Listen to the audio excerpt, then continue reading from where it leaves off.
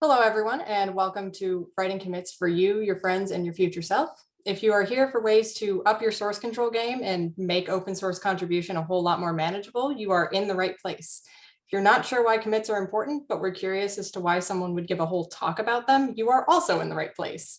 So before we get started, a little bit of background about myself.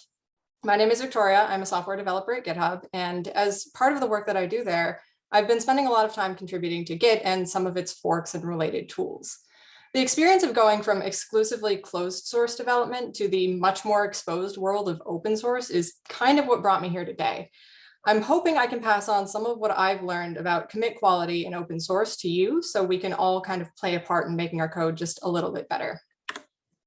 So in the same spirit of organization, as we'll discuss today regarding commits themselves, I wanted to give a quick outline of what to expect. We'll start by spending about 5 minutes going over some context. So like, what are commits? Who are you, your friends, your future self, and so on. After that, we'll jump right into what makes a good commit with lots of examples of how you can actually accomplish that. Then we'll use our commit best practices to guide how to use them in more effective code reviews, and then wrap up with how you can use commits to dive deep into a code base's history. After that, we should have a couple minutes for questions, and I'll have a link to these slides should you want them. So starting off with some context, what is a commit? Why should I care? I imagine many of you have been committing code for some amount of time, so you probably have a good general idea of what the functionality is. But at a high level, commits are repository snapshots that tell your repository's story. That might sound more like an add-on effect than a first-class feature where the main purpose is to save your changes. But commits have a vast wealth of information beyond what code is in this unit right here. For example, let's look at the repository holding the source code for Git itself. Git has about 66,000 commits in its history, more since I made this slide, stretching back about 17 years now. It's a moderate-sized repository. It's only about 1.4 million lines of code. It's definitely nowhere near the largest in the world. But the really interesting thing about it is that the commit message history, it has a word count of 3.3 million words. That is more than 5 times the length of the notoriously long War and Peace, and absolutely dwarfs pretty much any novel that you can think of. In this way, you can almost think of the commit history as like a history textbook, detailing from the beginning, the twists and turns that took a repo from the first files to the software that you're running today. Continuing with that history book comparison, though, say you were reading a world history textbook chapter on ancient Egypt. How would you like it if you opened up to the right page and all you got was a couple sentences that basically said, Egypt is an old place. Also, here's some information on Babylon because I happened to be thinking about it at the time I was writing this. Guessing you would have been hoping for something maybe a little more detailed or more informative. That, in a nutshell, is what differentiates a good commit from a not so great commit. So now, what do I mean by commits for you, your friends, and your future self? In the context of what we're talking about here, you is you in the present, working on projects, writing code, contributing to the greater good of open source. Good for you, you're doing great work. Your work is then used by your friends, reviewers, or co-contributors. Generally speaking, it's people in the present day who have a vested interest in the content and quality of your commits. Oftentimes, you will be the friend to another contributor and serve the role as reviewer, where you'll definitely want to be looking at high quality commits rather than some haphazard array of arbitrary chunks of code. Finally, once all of the reviews are done and the code is merged, it's not lost forever. It's either actively in use or it'll be actively replaced with something in the future. And you might want to look back at those original commits, whether to fix bugs, extend features, or just learn more about a particular area of a code base. In that situation, you are your future self, and your future self will find it advantageous to be able to read through a well-written, appropriately sized commit that fits the topic that you're researching. You as a human being may find yourself in any or all of these roles at any point, asking questions like the one I have listed here. With this in mind, our goal today will be to establish how each role makes use of commits and what strategies work best for each. With that out of the way, we can start talking about actually writing good commits.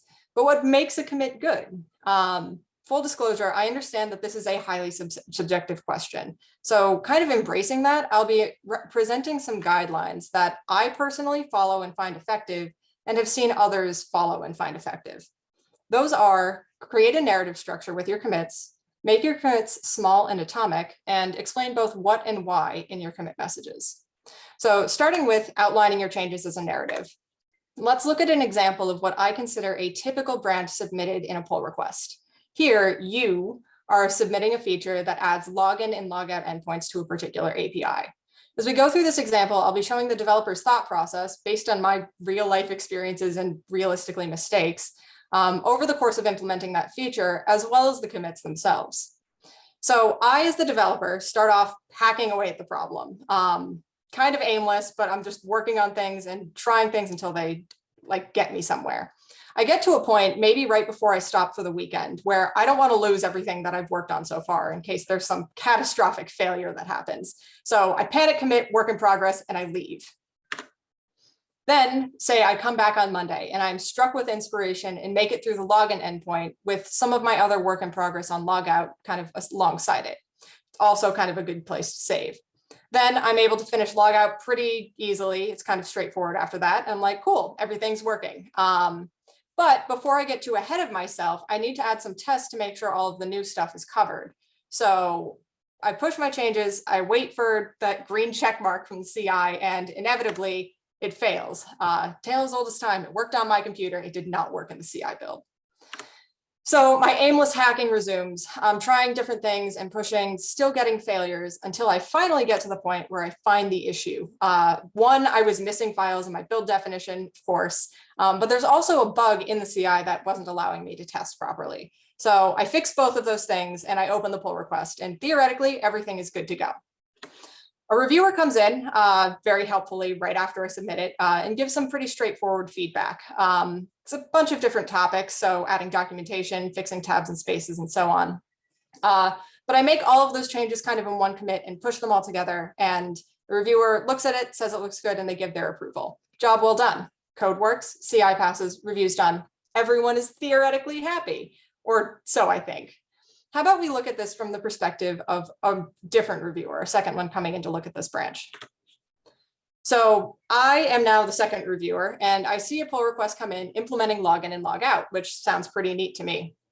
But the whole pull request is like 2,000 lines long across 20 files. So I really need to break it into parts. Reviewing commit by commit is ideally a good way to do that. But while this series of commits conveys a story telling you how the developer actually did get from point A to point B, it's actually a really difficult to review structure. Starting off, I see that the first commit has some things partially implemented, so I can't really evaluate the functionality end to end. I move on to the next two commits and I see the rest of the implementations, but the context that I needed from the first one is already gone. I remember some of it, but not having that full context all at once means I could miss something about the specific usage of a function, or I need to keep jumping back and forth between all of these commits.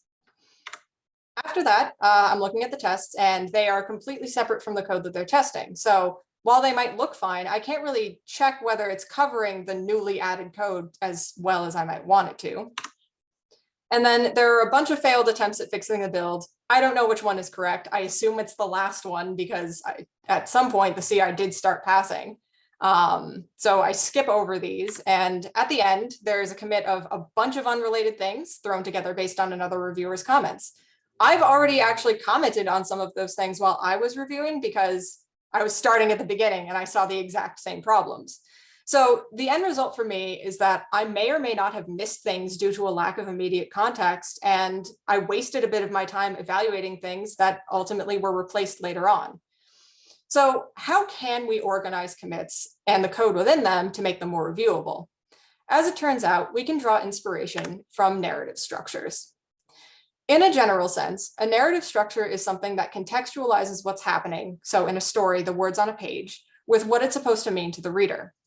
Hopefully right now you're thinking, that sounds like it'd be really useful for code, which has a reputation for being difficult to parse for human readers, and you would be right. Furthermore, there isn't really one narrative structure in storytelling. I have an example of Freitag's pyramid here, which is your typical high school literature class example, but stories follow all kinds of structures, many of which aren't even categorized as any particular shape. So similarly, your code's narrative can take on many forms. These are a couple of hypothetical examples. Going from left to right, I have a refactor and then a large feature made up of a bunch of smaller ones and then a bug fix. But the possibilities really are endless. It all comes down to telling a coherent story, contextualizing the somewhat cryptic language of code with a consistent message. This is what I want to do, and here's how I'm going to do it. So at this point, it probably sounds super open-ended and maybe to a frustrating extent. And that kind of makes sense because it kind of is. So I'll try distilling down some practical tips to follow in this regard.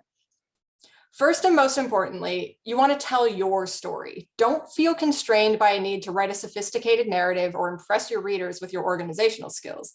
In most cases, you can naturally write what you'd be comfortable reading. Note that that's different than what you just off the cuff create. Think about what you would read what you would want to read if you were writing it.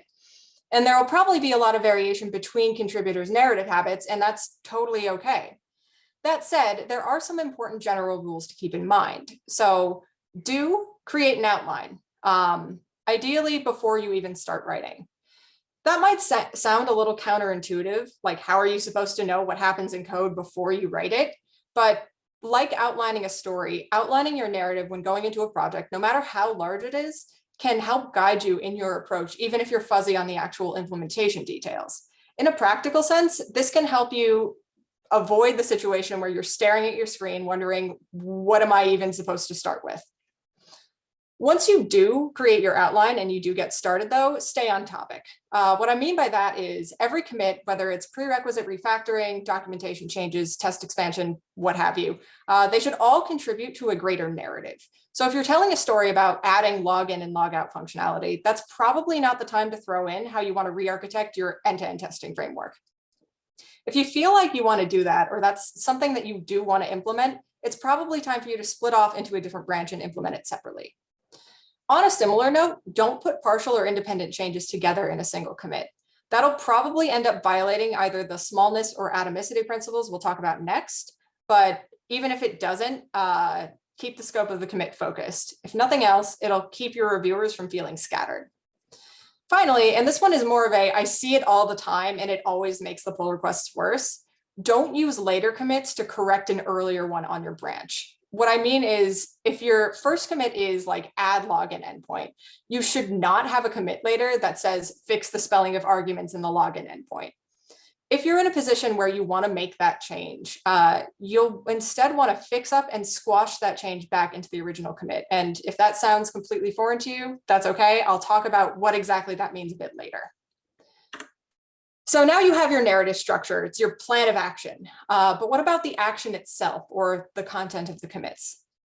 For that, there are two characteristics I look for in a good commit, small and atomic. Let's look back at our login and logout example to show kind of what I mean by that. So going back to that example, let's say our branch author has really taken the first guideline to heart and created a structure for their commits. They outline their feature from setup to implementation and then testing and documentation. And then they have a very clear parallel to that outline in their commit messages. Looks like good stuff. But going back to the reviewer's perspective, might still have some problems. Let's go through commit by commit again as the reviewer and see what they're seeing. Starting with the first commit, everything looks kind of okay. The build passes and the change is small. It's pretty easy to parse. So moving on to the next commit though, I see that there is a massive change here. It implements the full stack of login, totaling over 1,000 lines of new code to review without any way of breaking it down further. And then even worse, the CI doesn't pass. So while I'm able to trace that failure to an inexplicably unimplemented function, I don't know why that's like that. So I move on to the next commit and eventually see that that inexplicably unimplemented function is implemented with logout because apparently it involved both parts of login and logout. Okay. It's not great for me though, because I've already lost the context of how login uses that function and I've moved on. And the CI doesn't pass on this one either, which also puts me in a position where I can't really tell if the commit is doing what it's supposed to or not. I just know that something somewhere down the line makes the build pass. So I do my best with what I can see and I keep going. Things are starting to look a little bit better here. All of the previous failing tests are now passing. It turns out that once you add login and logout, the tests strictly required login to execute. So every test is updated in the same way. I check that they all kind of look the same, like they all have this like login block around them. And everything looks good, so I move on a little bit more confident than I was before. And then finally, I have a documentation update covering the new infrastructure. It's not really short, it's still like 230 lines, but it's a single readable document, so I breeze through it pretty easily and finish my review. So as you can see, this was a much better review experience than what we started with in our first example, but those huge build failing commits still present issues of their own. And beyond that, we'll also want to start thinking about the perspective of your future self. Say you're working on a bug that originated in login and you trace your way all the way back to the second commit. So when you roll back your repository to that commit and you try to start your testing, you find that it fails to build, again, because of that unimplemented function. So now you're stuck manually scanning through all of the other login related commits to figure out what exactly is needed to get it to build. In the process, you lose the ability to pin down the failure to a single commit. You might spend hours or even days finding bits and pieces of login that are needed to build it, but your end result doesn't end up recreating the bug correctly as part of that. So at this point, the commit history isn't helping you. So you just kind of resort to going back to the top of like your main branch and slowly stepping through the code, hoping something interesting will pop up in like your test printouts. None of this is ideal. The good news is that both reviewer and prospective bug fixers' lives can be made much easier, but it involves making your commits atomic and small. So atomic, in the context of a commit, means that a commit is a stable, independent unit. If someone were to roll back the repository to your commit, it would still be functioning code, maybe missing some functionality, but nothing that makes it completely unusable. The easiest way to judge whether a commit is atomic is by one, making sure you add your tests in the same commit as the code that they're testing to make sure that the behavior is correct. And then two, making sure that the build and tests pass in every commit.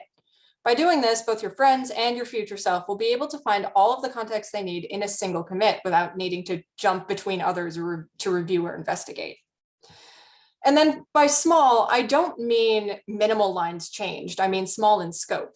For example, if a commit changes the name of a well-used function, there can be a huge number of modifications associated with that. But if it's just a name change, that's still pretty easy to review, even with the massive number of lines changed. Conversely, something like add login might sound like one thing, but it's actually a bunch of separate moving parts for a reader to keep track of. For example, creating a user session and authorizing the user based on their inputs. That's where looking at the depth of changes can help. Oftentimes, if you're adding code to a function and then the function that calls and then the one that one calls many times in a single commit, it's a good time to evaluate whether you can break down your changes into smaller, more manageable, but still atomic chunks. So now we have both a narrative structure and stable focused content in our commits. Things are looking pretty good. But you're not done yet because while the content of commits is pretty important, Git doesn't allow you to commit without a message, and that message is there for a reason. So let's shift now from our earlier hypothetical example to looking at some real world commits. So before we start on this, just quick disclaimer, this slide and a bunch of ones later have like commit messages or pull request descriptions or printouts of Git commands. They have a ton of text on them, but I do not expect you to or really want you to read them in depth.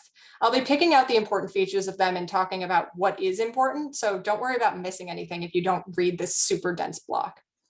But anyway, these are two commits that I pulled from two different repositories. The one on the left is from Git itself for a one-line bug fix in some of its performance testing code. And the one on the right is a similarly small change on a solo project of mine from a couple months ago. So if you couldn't guess, I can definitively say that the one on the left is much better written than the one on the right. It's actually called out as being well explained when it was submitted. You might be tempted to assume that's because, well, yeah, it's long, but long doesn't mean good, and it doesn't mean that it's better than the shorter one. So how do I judge that it's better? For a while on this kind of question, I would just try to get a feeling about whether a commit message was sufficient in explaining its content. But after multiple open source submissions where reviewers would ask me for clarification on my commits, I sat down and worked out a more methodical way of making sure my commits looked more like the one on the left and less like the one on the right. What I came up with was that I always needed to explain what and why. Remember earlier when we were talking about narrative structures, how a good narrative structure is supposed to contextualize the code with what it should mean. A commit message should ultimately do the same thing, but on a more granular level. For a commit, the what is made up of both the high level, what's my purpose intent of the change, as well as the how did I actually implement it implementation. The two of these taken together give your commits reader two ways to evaluate a commit. Does the implementation make sense with the intent? And does the code match with what's described in the implementation? Sometimes that information might seem like enough, especially when the reviewer is very closely looped into what you're working on.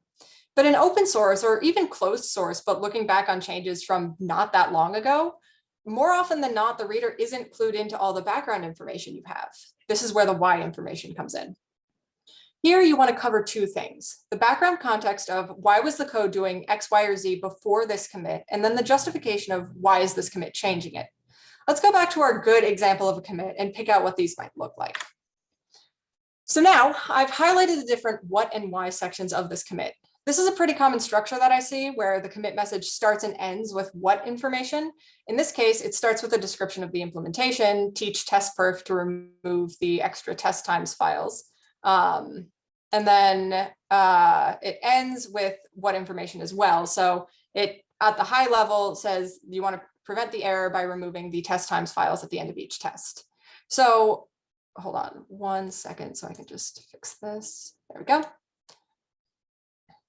So then in the middle, we were talking about the what information surrounding it, but in the middle, we have a clearly defined example of the behavior that triggers the erroneous condition, shown in the context section, followed by a justification explaining that the reason that we're doing this is because the performance timings in that example are not necessarily what you would get.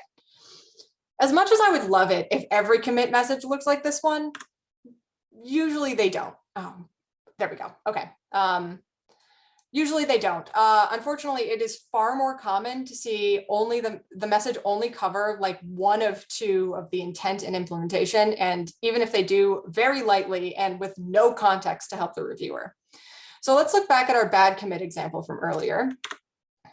As you might have expected, this one sentence commit message isn't even close to having the context or really explanation of what it's doing. Consequently, reviewers and readers in general have a hard time determining whether the code is correct or not, let alone what it intends to do in the first place. Now, I wrote this, so I know what it's actually supposed to be doing is updating an error message to better match its error. For context, this particular script, git-portable.sh, uses a subcommand. So maybe git portable install or git portable remove. If a user provides an invalid subcommand like invalid command, as I have here, the script would print out not a valid command, invalid command. However, it would print the same message if no subcommand was printed at all, was given at all. It would just say not a valid command blank. So the change then is to print out a message specific to when a subcommand doesn't exist, saying please specify command. With that in mind, what would a good version of this commit message look like? In an attempt to correct my past failings, I came up with this.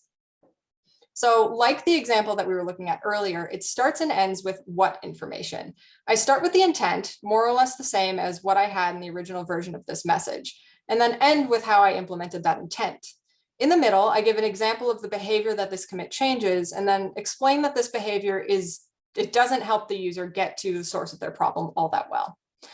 That's pretty much it. It didn't take me that long to write, a couple minutes at most, especially once I got myself thinking about what these 4 blocks are in the context of my change. And it has a level of detail that I would find really helpful as either a reviewer or someone reading without any context in the future. But your commits do not need to look exactly like mine. For example, if you prefer being a bit more concise in your writing, you might end up with something like this. It has pretty much all the same information, exchanging your explicit example with a short description of one, but all the major points are there. Ultimately, how you write your commit message comes down to your writing style. Like the overarching narrative, it is your story to tell. The only thing you really need is the what and why building blocks. It's up to you how you put them together. So that is what it takes to write a good commit. Super easy, I know, but this is obviously much easier said than done. Even with these guidelines sitting right in front of you. Like any skill, these will take practice, but if you keep these guidelines and kind of the takeaways for each of them in mind, you'll gradually improve your commit writing abilities and start to naturally see the benefits emerge. But one more thing before we move on to the next section. How do you actually do any of this? I've been very casually showing that I'm reorganizing or combining, splitting, rewording, all kinds of stuff to commits. But if you're thinking like, you can't do that, commits are immutable, or I've never changed a commit before and I have no idea how you would, I'm here to tell you that yes, you can modify or technically change and replace commits. And no, it's not that hard. Git has tons of support for commit reorganization, and the main tools that I use for that are 4 commands. Reset on the left, and then on the right, commit amend, commit fix up, and last but certainly not least, rebase interactive.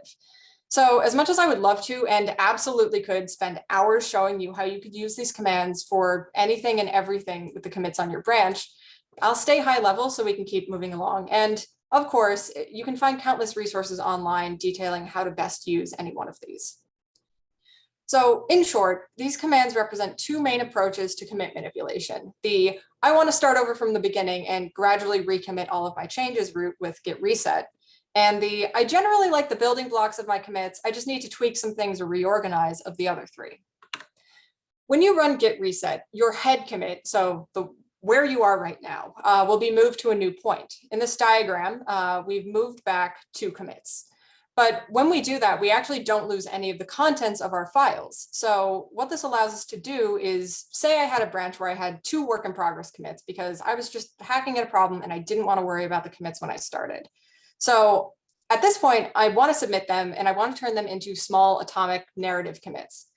What I might do is git commit reset head ~2 to bring me back 2 steps. Now, all of my work from those first 2 commits is in my unstaged changes, and I can go in and create some new commits from them.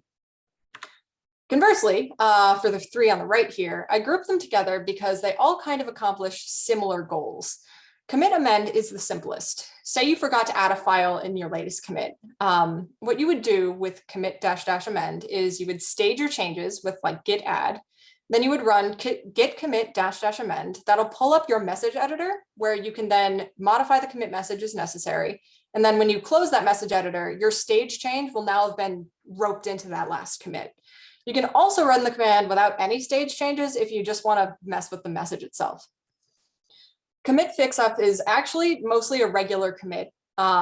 So it creates, unlike a regular commit, it creates a special message. The title is fixup ! And then the title of your target commit. If you don't do anything else, this doesn't have any special meaning. But if you run a rebase interactive with the auto squash option enabled, it's either a git config option or a command line one, this commit will automatically be combined with its target commit, which now brings us to rebase interactive. This command is super powerful and probably the one I use the absolute most whenever I'm doing anything with manipulating commits on my branches. When you run rebase -I, it brings up your text editor with a list of commits on your branch. You can then rearrange those commits in whatever order you want, or you can tag them with what you want the rebase to do in the process of kind of like replaying those commits on top of your base or like the main branch. So those tags include reword, which will pull up a message editor for the tagged commit, and it lets you change that message. So like amend, but you can do it to anything on your branch at any point. Fix up, which will combine the commit that you tag it with into the one right before it. So if you're using the auto squash option with one of those special fix up commits, that will already automatically be set up for you for that particular commit. You can also do it manually with this fix up tag. And then also the edit option will, when tagged to a commit, will stop after that commit. So then you can use commit -- amend to add files or mess with the commit message again, whatever you need to do, and then continue with the rebase. I use both of these strategies all the time, a lot of times in combination with each other. For example, maybe I just want to reorganize my first 3 commits and I really need to start from scratch on the last 2. Like the guidelines on the previous slides, using these will take practice. And as a side note, if you don't like using the command line or you're really uncomfortable with it, and instead use a visual GUI like source tree, that is totally okay. A lot of these commands have a visual analog in the more popular desktop apps. But the important thing is that the tools do exist for what you want to do. It's just a matter of finding them and finding the best way to make use of them. So now we've covered your job, which is writing the good commits, with a little bits of information about how that helps your friends or your future self. But I'd like to spend some time talking concretely about the things people in those roles can do with your commits. Let's start with your friends. The way we characterized them earlier, they're probably going to care most about your commits as they appear in code reviews. The good news is that once you have good commits, commit by commit reviews make even the longest, trickiest pull requests a relatively smooth and painless experience. So to me, the things that make a code review hard are 1, needing to learn or relearn what the context code does so I can understand the change, and 2, needing to remember changes from one part of the code to review a different part. Luckily for us, we just spent the first 3/4-ish of this presentation making sure that commit readers don't have to do that. So to perform the review itself, I effectively reverse engineer those commit writing guidelines to give myself the right information. So for the next few slides, I'm going to be using one of my recently merged pull requests into Git as an example. I won't get into the technical details or anything, but I will try to show how it uses guidelines that we've talked about so far. So the first step in the review is to figure out the narrative. That can usually be derived from the pull request description, which ideally has an outline of the changes and the list of commit titles. You should be able to clearly see the narrative elements like features, bug fixes, refactoring, documentation, and so on. Additionally, you should see a singular logical flow to the commits. If you see any obvious topic jumping, make a comment asking the author for clarification or changes. In the case of this example, we start with 3 bug fixes needed before I added my feature. Then I add some behavior establishing tests to kind of set us up for our internal refactor. And then finally, do the actual internal refactor and feature implementation itself. So after you get an idea of the narrative, your next step is to start reading through the commits themselves, starting with the message on the first one. The commit message should clearly lay out the intent, implementation, context, and justification. As before, if you don't see one of those, or they don't match up with each other, or they're just otherwise unclear, you should add a comment asking for clarification. Here, the message has all 4 sections, but it orders them slightly differently than what we saw in the earlier examples. I put all of the what information up front, since this change is a really small 1-line fix, but it takes a lot of time explaining what that change is and why that change is necessary, because it's kind of difficult to get that from the 1-line change itself. Finally, you can apply the commit message to what you see in the code. Before you dive in, make sure that the commit is small in scope. If there are too many sub-features called out in the implementation, ask the author to consider splitting up the commit. Once you're confident that you have the right background from the commit message and the commit is small enough to review comfortably, compare the message's description of the implementation to the code. As we have here, we have the treat an empty path as inside the sparse checkout. So I have a function called path in sparse checkout, and I add something that if the path is empty, then I return 1. So that sounds like it matches the implementation. And then finally, as in a normal code review, make sure that the code is bug-free and efficient. You can repeat that process for every commit after this, gradually making your way through the narrative. If everything goes well, the author should receive feedback that makes their commits more valuable to future readers, and it doesn't miss any functional issues. And on the other hand, the reviewer will come away with more confidence in their knowledge of the change and confidence in the corresponding review. Ideally, everyone wins. So now your reviewer friends have the tools they need to make life a little less difficult, but what about you 5 years down the road? Maybe you're picking up an old project, working on an unfamiliar area of code, or just trying to understand a super weird bug. Let's go over one of the, in my opinion, coolest ways you can use Git to aid in development, which is Git bisect. Git bisect is a command that allows you to use a well-formed commit history to quickly find the source commit of an issue by performing a custom binary search between the given start and endpoint. That's a really technical way of looking at it, though. In practice, it's actually pretty simple and elegant. So I'm going to show it through an example. Suppose your latest deployment of code went bad, but you know that the last deployment you did was totally fine. Something must have gone wrong in the middle, but you have a whole team of developers actively working on this project, so you don't know where exactly that problem was introduced. To find the source commit, which will, if nothing else, point you to an author that might be able to help, you start Git bisect, identifying the bad current deployment commit and the good last deployment commit. So the first thing that happens is you're jumped to a commit right in the middle of your good and bad commits. You're asked to test it. Maybe you run a custom script or you check the results of a log, whatever you need to do. Since we know in this example that the bug comes after this commit, the test will pass. So we run git bisect good, and then it'll jump us to our next testing point, which is halfway between our latest known good commit and our bad commit. It now asks us again whether the commit is good, but now that this one is after the bug was introduced, it should fail. Now, bisect will take us to a point between our last noted good commit and our current earliest bad one. We're finally at the point where the bug was actually introduced, so the test will accordingly fail, and as a result, we found the bug. So to find this bug in the range of 10 commits, it only took us 3 steps. Even when you're searching through many, many more, bisect will find the source of your issue way faster than if you were to try to dig through commits or worse, the source code itself manually. But while this is, in my opinion, a super cool and really powerful tool, it absolutely requires that your commits are small and atomic. If your commits aren't atomic, you can't run a test at each bisect point. The build might just fail because of an incomplete implementation.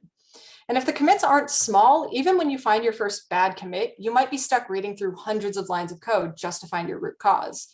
So make sure you follow the guidelines that we established earlier, and all should be well in your repo. So now when a bug, we know when a bug is introduced, but we still don't really know why. Maybe the commit we found fixes another bug, so we can't just remove it. We need to understand why that commit interacts poorly with the existing code. And to do that, we can use git blame and git log. Blame and log, they're relatively well-known commands, but also don't worry if you don't know them, as well as the pickaxe variant that you may or may not have heard of, are research tools, effectively. They help ascertain when, how, and ultimately why a line of code was changed. Git blame is pretty simple. When you run git blame on a file, you get an annotated printout of the file's contents itself. Each line's annotations, as shown here, identifies the commit that last changed that line. This can be really helpful in identifying commits that might interact poorly. If they work fine separately, but together produce an error, they might have a bunch of lines kind of close together, intermixed with each other. Conversely, git log lists out all of the commits matching given criteria. By default, it'll just list out all of the commits in your repository from reverse order from where you are right now, as shown in the top example on the git log side. But you can also do things like specify a file to show only the commits that change that particular file. That's shown on the bottom one. You can also do even more specific things like have it only show the commits that changed a specific range of lines in your file, like lines 700 through 712, or all of the ones that ever modified a particular function, or even all of the commits that have a specific string in their commit message. For both of these tools, the quality of the commit message can make or break the usefulness of the information you get out of them. If the commits are well written, then you can use them the same way a reviewer does. You evaluate the intent and implementation against what you now know is a bug, find what's missing, and that should point you to your root cause. If not, you'll likely end up stuck trying to interpret the author's intent from the code itself. That might not sound like such a bad thing. You probably do it a lot, but here's an example of how that could go wrong. This is also a true story and is actually something that happened last week. So I was working on a bug that I had traced to a particular if statement. The context clues in the code indicated that the condition's checking something it shouldn't, so I was about to remove it, but right before I did, I ran git blame on that line to just see how it got there in the first place. And sure enough, it was a completely intentional change. It was just written in a weird way. So I ended up taking a completely different approach and solved the problem while still preserving that intentional behavior and also fixing the issue that I had originally encountered. So in short, these commands, and bisect for that matter, can at any point give you a picture of the evolving history of your repo's code. With good commit messages, you can come to understand how a whole community of contributors individually sees that code or saw it at the time, and how that combined to become what you're seeing today. And that, my friends, is all I have to show you today. It was definitely a lot of information. Maybe all of this was new to you, and now you can start off with some fresh new tools going into open source contribution. Maybe you've been writing code for years, and I just challenged everything you thought you knew about Git repositories. Or maybe I've just affirmed everything you already knew, and now you can go tell your co-contributors that everyone should write commits the way you do, and now you have backup for why. Regardless of which of those, if any, you are, I want to wrap up by summarizing what we've covered, so that if you remember nothing else from this presentation, you can at least remember the colorful words on this slide. So first off, Git commits contextualize your code. It was a running theme throughout all of the commit writing guidelines. Basically, commits are your best hope to make machine parsable code human readable. It's not necessarily an easy task, but it's definitely a necessary one. To make that happen, we laid out some guidelines: establish a narrative, make your commits small and atomic, and use the message to explain what and why. Finally, as we saw with the review and research tools, high-quality commits can help anyone and everyone involved in a repository, be it open or closed source. The context you provide with commits opens up a whole new world of understanding for a code base and can help your code become a valuable part of history, and now, hopefully, a history not lost to antiquity. I hope you enjoyed this talk, and if you did, here's a download link for the slides if you ever want to reference them. Also, I'm hoping to maybe write a post about this topic on the GitHub blog sometime in the next couple months. So if you like this presentation, definitely be on the lookout for that. Other than that, does anyone have any questions?